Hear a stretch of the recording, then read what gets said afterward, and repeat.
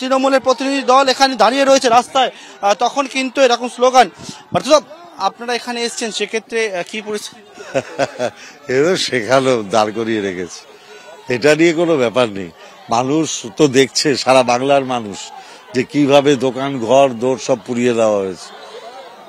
তো এটা এক স্লোগান দেওয়া হচ্ছে, ওদের গড়। বললামই তো, সোনাচূড়ায় আমাদের সাংগঠনিক অবস্থা খুবই খারাপ, দুর্বল।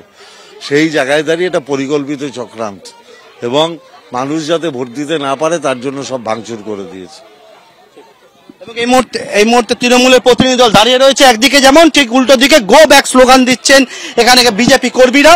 এবং এই মুহূর্তে কিন্তু ফের একবার উত্তেজনা পরিস্থিতি এই নন্দীগ্রামে।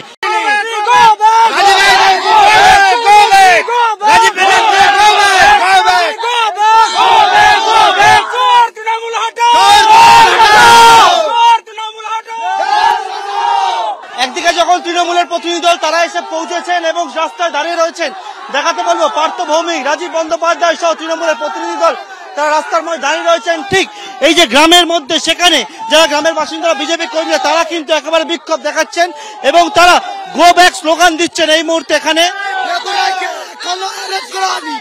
আমরা বিজেপি করে, আমরা সাধারণ মানুষ, আমরা দেশের জনগণ, আমরা ঘটনা না, মিথ্যা কথা এগুলো বানিয়ে বলছে, এগুলো কোনো যুক্তি নেই। এই সোনাচূড়া অঞ্চল আপনারা জানেন যে এই সোনাচূড়া অঞ্চলে তৃণমূল কংগ্রেস সন্ত্রাসের জন্য এর আগে এখানে নির্বাচনে কি হয়েছে মানুষ দেখেছে। এখানে নির্বাচনে তৃণমূল কংগ্রেসকে কখনো অংশীদার হিসেবে ভাবাই হয় না। এখানে গণতন্ত্র নেই, আমাদের তৃণমূল কংগ্রেসের এখানে বেশ নেই, এত সন্ত্রাস হয় এখানে বিজেপির। এবং এটা আদিনব্য বিজেপির লড়াই, একটা পারিবারিক বিবাদকে কেন্দ্র করে আদিনব্য বিজেপির লড়াই, আর সেখানে রং চড়িয়ে দিয়ে তৃণমূল কংগ্রেসকে দোষারোপ করার চেষ্টা হচ্ছে। আর তৃণমূল কংগ্রেসের লোকজনদের বেছে দেখছেন তো, একদম বেছে। এই মুহূর্তে সরাসরি নন্দীগ্রামের সোনাচূড়া গ্রামের ছবি দেখাবো আপনাদের। আমাদের সঙ্গে রয়েছেন আমাদের প্রতিনিধি পার্থ প্রতিম ঘোষ। পার্থ, তৃণমূলের প্রতিনিধি দলকে ঘিরে গো ব্যাক স্লোগান। দেখো, তৃণমূলের প্রতিনিধি দল আসতেই কিন্তু বাইরে তৃণমূলের প্রতিনিধি দল রয়েছেন এবং এখানে গ্রামের বাসিন্দারা যারা বিজেপি কর্মীরা তারা একেবারে গো ব্যাক স্লোগান দিচ্ছেন এবং তারা বেরিয়ে এসছেন এবং তাদেরকে আটকাবার জন্য কিন্তু এখানে পুলিশ তারা এসছেন, কোনো রকম এই গলি থেকে বেরোতে দিচ্ছেন না। তাদের কাছ থেকে শুনে নেওয়ার চেষ্টা করবো একবার। রাজীব ব্যানার্জি গো ব্যাক, এই রাজীব ব্যানার্জি গো ব্যাক। কেন বলছে? এই খুনিদেরকে প্রশ্রয় দিচ্ছে রাজীব ব্যানার্জি গো ব্যাক।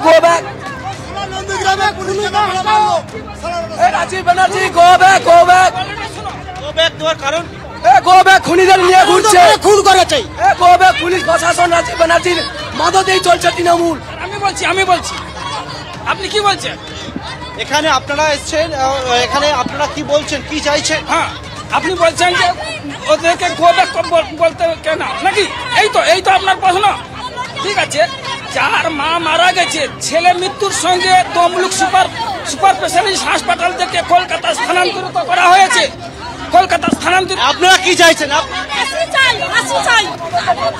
তৃণমূলের প্রতিনিধি দল রাস্তায় কিন্তু এখানকার যারা বিজেপি কর্মীরা গ্রামের বাসিন্দা তারা একেবারে স্লোগান দিয়ে শুরু করলে একদিকে কেন্দ্রীয় বাহিনী তারা রয়েছেন এবং এখানে র্যাপিড ফোর্স এবং পুলিশ এখানে আটকাচ্ছেন, কারণ বাইরে তৃণমূলের প্রতিনিধি দল তারা এসেছিলেন এবং তারা এখনো পর্যন্ত এই যে রাস্তা রয়েছে মনসা বাজার এলাকা সেই জায়গায় কিন্তু তারা উপস্থিত রয়েছে। এবং আমরা দেখতে পেলাম রাজীব বন্দ্যোপাধ্যায়, তিনি বললেন যে এই যে ঘটনাটি ঘটে, খুনের ঘটনাটি, এটা গোটা বিষয়টা আদি এবং নব্য বিজেপির, এবং পাশাপাশি কিন্তু ওনারা বললেন যে এটা কোনো পারিবারিক কোন্দল থেকে, এবং তার পরবর্তীকালে স্থানীয়রা তারা একেবারে ক্ষুব্ধ হয়ে ওঠেন। এবং আমরা যে বিষয়ে বলছি যে এটা বিজেপির নিজেদের মধ্যে গোষ্ঠীদ্বন্দ্ব বা পারিবারিক